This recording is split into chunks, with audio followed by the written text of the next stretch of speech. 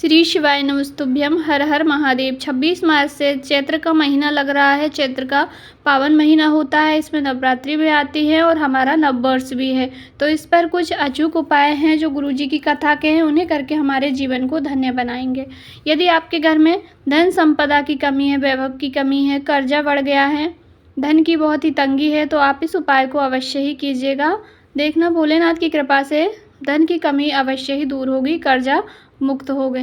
तो सबसे पहला जो उपाय है वह एक बेलपत्री से करना है। हाल ही में पूर्ण हुई शिव महापुराण की कथा में गुरुजी ने यह उपाय बताया है।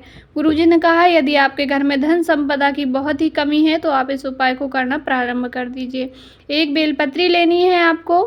बेलपत्री की जो बीच वाली पत्ती है उसको छोड़ करके साइड में जो 2 छोटी पत्तियां होती हैं उनको पकड़ करके आपको दोनों पत्तियों को पकड़ के भोलेनाथ की शिवलिंग पर अपनी धन की कामना कहकर एक बेलपत्री को आपको समर्पित करना है। यदि बेलपत्री आपको नहीं मिले तो आप जब मंदिर जाएं, रोज़ मंदिर जाते हैं तो बहुत अच्छी बात है।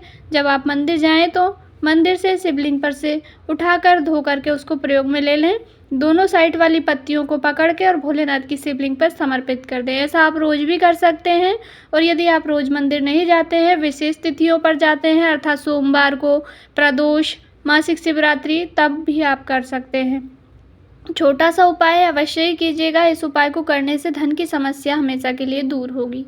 पहले उपाय की हमने बात कर ली है। दूसरा उपाय है, घर में लड़ाई झगड़े होते हैं, क्लेश होता है, किसी भी प्रकार की दिक्कत है घर में, आए दिन लड़ाई झगड़े होते ही रहते हैं, घर में अशांति रहती है, शांति नहीं रहती है, तो आपको नए वर्ष में छोटा सा उपाय अवश्य ही करना है। यदि आप इस उपाय को एक वर्ष में एक बार ही कर लेते हैं तो भी वर्ष भर तक घर से क्लेश दूर होते हैं, लड़ाई झगड़े दूर होते हैं। छोटा सा उपाय है। आपको इसमें क्या करना है, थोड़ा सा घी लेना है। गौ माता का मिल जाए तो बहुत अच्छी बात है, वरना आपके पास जो भी घी है जिससे आप दिया बत्ती करते हैं उसमें से थोड़ा सा घी ले लीजिए। घी लेने के बाद आपको जाना है महादेव जी की शिवलिंग के पास। सुबह से लेकर शाम तक आप कभी भी जा सकते हैं।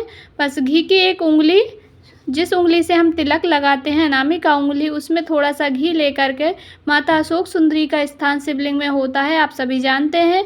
माता अशोक सुंदरी के स्थान पर घी की एक बिंदी लगा देनी है। बिंदी लगाने के बाद उस हाथ को धोना नहीं है, वो उंगली को धोना नहीं है। वैसी ही उंगली ला करके अपने घर के मुख्य द्वार पर सीधे हाथ की ओर, या तो बीच में जहाँ पर स्वास्तिक बना हो या गणेश जी की तस्वीर लगी हो, या तो सीधे हाथ की तरफ, आपका जो सीधा हाथ हो अंदर जाने तरफ, उसी हाथ के ऊपर घर के अंदर प्रवेश करने से पहले ही आपको एक बिंदी घी की लगा देनी है। चाहे आपका घी थोड़ा सा उंगली खबी हुई होगी, उसमें थोड़ा थोड़ा दिखेगा, बस उतना ही। निशान ना भी बने तो कोई दिक्कत नहीं है, बस लगा देना है वही वाली उंगली जिससे आपने अशोक सुंदरी माता के ऊपर घी लगाया था।